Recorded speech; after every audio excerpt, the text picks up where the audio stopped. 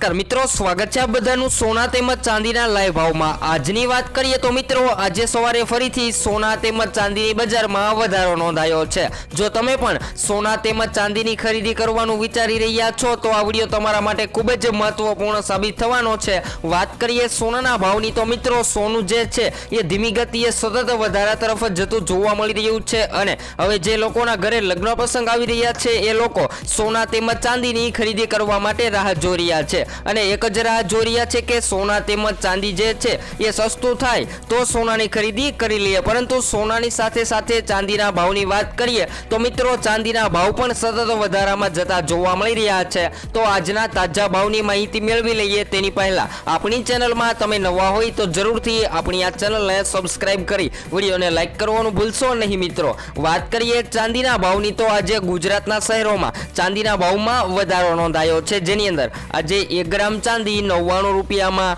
જ્યારે 10 ગ્રામ 976 માં, જ્યારે 100 ગ્રામ 9950 માં, જ્યારે 1 કિલો ચાંદી 99500 માં। તો મિત્રો, ચાંદી તો વધારામાં જતું જોવા મળી રહ્યું છે અને ચાંદીના ભાવ જે છે એ ચાઇનાની ઇકોનોમી પર નિર્ભર રહેતા હોય છે। તો વાત કરીએ સોનાના ભાવની તો મિત્રો, સોનું જે છે એ સૌથી વધારે ડોલર ઉપર મજબૂતી રાખતું હોય છે। ડોલરના ભાવમાં વધારો ઘટાડો નોંધાય તો સોનાના ભાવમાં વધઘટ થતી હોય છે, જેની અંદર આજે 22 કેરેટ સોનું જેમાં 1 ગ્રામ સોનું 7945 માં, જ્યારે 10 ગ્રામ 79450 માં, જ્યારે 100 ગ્રામ 7,94,500 માં, જ્યારે મિત્રો 24 કેરેટ સોનાની વાત કરીએ તો જેની અંદર આજે 24 કેરેટ સોનાના ભાવમાં પણ આજે વધારો જોવા મળ્યો છે। તો જેની માહિતી મેળવી લઈએ, જેની અંદર આજે 1 ગ્રામ સોનાના ભાવ છે આજે ગુજરાતના શહેરોમાં 8,667 રૂપિયા, જ્યારે 10 ગ્રામ 86,670 માં,